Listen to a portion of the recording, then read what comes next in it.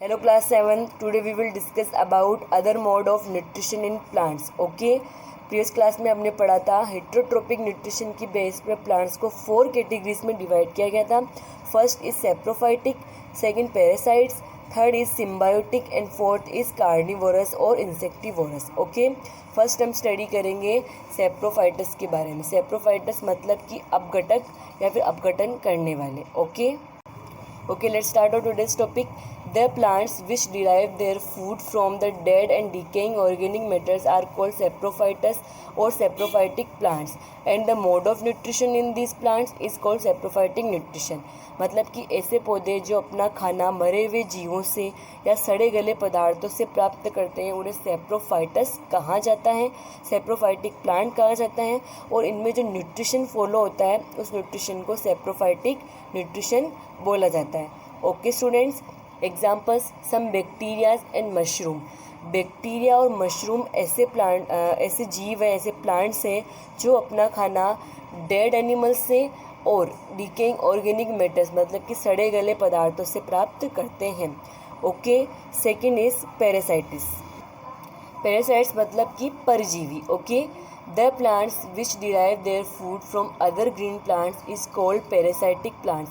मतलब कि ऐसे प्लांट्स जो अपना भोजन, जो अपना खाना दूसरे हरे पौधों से प्राप्त करते हैं उन्हें पैरासाइटिस प्लांट कहा जाता है. And the mode of nutrition in this plants is called parasitic nutrition. और जिस मोड से ये अपना खाना प्राप्त कर रहे हैं, मोड ऑफ न्यूट्रिशन क्या कहलाएगा? Parasitic nutrition. Okay. Next, the green plants which provides the food is called the host.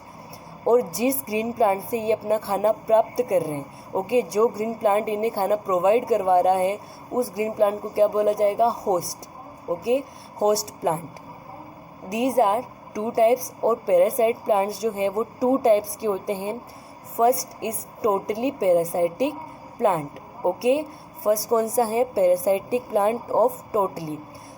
The plants which depend wholly on the host plant for their food called totally parasitic plants. मतलब कि ऐसे plants जो अपने खाने के लिए पूर्ण रूप से दूसरे प्लांट पर डिपेंड करते हैं, मतलब कि वो अपना खाना खुद नहीं बना पाते हैं और पूर्ण रूप से दूसरे प्लांट्स पर अपने खाने के लिए डिपेंड करते हैं, उन्हें क्या बोला जाएगा? टोटली पैरासाइटिक प्लांट्स, संपूर्ण परजीवी पौधे.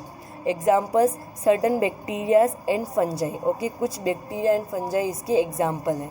Second is partial parasitic plant. Partial मतलब कि आंशिक परजीवी पौधे. Okay. The plants which makes part of their food themselves by photosynthesis but derives other components such as water, minerals etcetera of food from the host plant are called partial parasitic plants. जैसा कि हम जानते हैं कि green plants अपना खाना खुद बनाते हैं. किस प्रोसेस से? फोटोसिंथेसिस प्रोसेस से. ओके. तो ऐसे प्लांट्स पार्शियली पैरासाइटिक प्लांट्स कहलाते हैं जो अपना खाना फोटोसिंथेसिस की हेल्प से बना लेते हैं. लेकिन फोटोसिंथेसिस मेथड के लिए जो न्यूट्रिएंट्स उनको चाहिए होते हैं जैसे कि वाटर, मिनरल्स, ये सब वो अदर प्लांट से प्राप्त करते हैं. ये सब उनके पास अवेलेबल नहीं होता है तो ये इन सब मिनरल्स के लिए दूसरे प्लांट पर डिपेंड करते हैं. ओके. ऐसे प्लांट्स क्या कहलाएंगे? Partial parasitic plants. ओके. इसका एग्जाम्पल है विस्कम एल्बम. विस्कम एल्बम ऐसा प्लांट है जो अपना खाना फोटोसिंथेसिस से तो बना लेता है लेकिन जो न्यूट्रिएंट्स उस प्रोसेस के लिए चाहिए वो न्यूट्रिएंट्स वो अदर प्लांट से प्राप्त करता है. ओके. नेक्स्ट हमारा मोड ऑफ न्यूट्रिशन है कार्निवोरस. और स्टूडेंट्स और नेक्स्ट टॉपिक इज कार्निवोरस और insectivorous plants. Okay. Some plants make their food by photosynthesis, but they also trap and digest insect to meet their nitrogen requirement. Such plants are known as insectivorous. मतलब कि ऐसे plants जो अपना खाना photosynthesis method की help से बना लेते हैं लेकिन जब वो अपने नाइट्रोजन की रिक्वायरमेंट को पूरा कर रहे होते हैं, मतलब कि अदर प्लांट से नाइट्रोजन जब ले रहे होते हैं तो उनके अंदर आने वाले इंसेक्ट्स को भी वो ट्रैप कर लेते हैं. ओके. इंसेक्ट्स को पकड़ लेते हैं और उनका डाइजेस्टिव सिस्टम उनके पचाने के लिए हेल्प करता है. Okay. Such plants are known as insectivorous. और ये प्लांट्स क्या कहलाते हैं? इंसेक्टिवोरस या फिर carnivorous plants. These plants are grow in nitrogen deficient soils and have devices to trap insects. और ऐसे प्लांट्स जो हैं वो नाइट्रोजन की कमी है होती है उस मिट्टी के अंदर ही ग्रो होते हैं, क्योंकि ये अपनी नाइट्रोजन की कमी को इंसेक्ट्स को पकड़ कर के पूरा कर लेते हैं, मतलब कि इंसेक्ट्स को कैचअप कर लेते हैं। इनके अंदर कुछ पार्ट्स ऐसे होते हैं जो इनको इंसेक्ट्स को पकड़ने में इनकी हेल्प करते हैं, ताकि ये अपने न्यूट्रिएंट्स की नाइट्रोजन की रिक्वायरमेंट को पूरा कर सकें। एग्जाम्पल पिचर प्लांट और Sanju.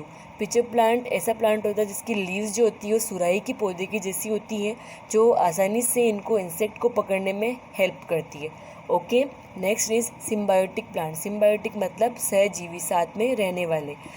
When two organisms live together and share shelter and nutrients, their association is called symbiotic relationship. मतलब कि जब दो जीव एक साथ में रहते हैं, शेयर शेल्टर अपना आश्रय और न्यूट्रिएंट्स पोषक तत्व आपस में शेयर करते हैं, उनको प्राप्त करने के लिए आप एक दूसरे की मदद करते हैं, तो इस एसोसिएशन को, इस संबंध को क्या बोला जाता है? सिम्बायोटिक रिलेशनशिप, सहजीवन संबंध। Okay, and the organism are called symbionts. और जो ऑर्गेनिज्म इस रिलेशनशिप में पार्ट लेते हैं उन ऑर्गेनिज्म को बोला जाता है सिम्बायोट्स, मतलब कि सहजीवी। Okay, example lichen is a combination of an algae and fungi. Lichen जो कि एक काई होती है, काई जिसके अंदर फंगस और एल्गल दोनों ही ऑर्गेनिज्म जो है वो पार्ट करते हैं, ये दोनों का कॉम्बिनेशन होता है, वो दोनों एक ही समूह के अंदर रहते हैं, एक दूसरे की हेल्प करते हैं। Lichen are symbiotic organism. Lichen जो है वो सिम्बायोटिक ऑर्गेनिज्म है, क्योंकि ये सिम्बायोटिक रिलेशनशिप को फॉलो करता है, क्योंकि एल्गल और फंजाई इसके अंदर किस फॉर्म में रहते हैं? सिम्बायोटिक फॉर्म में। Okay, in which N algae and A fungus live together and derive nutrients from each other.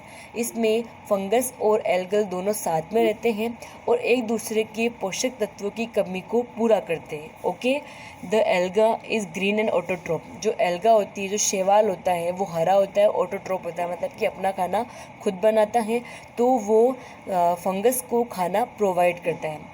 It make food they for both by photosynthesis. और ये फोटोसिंथेसिस की हेल्प से एल्गल और अपने लिए खाना खुद बनाता है।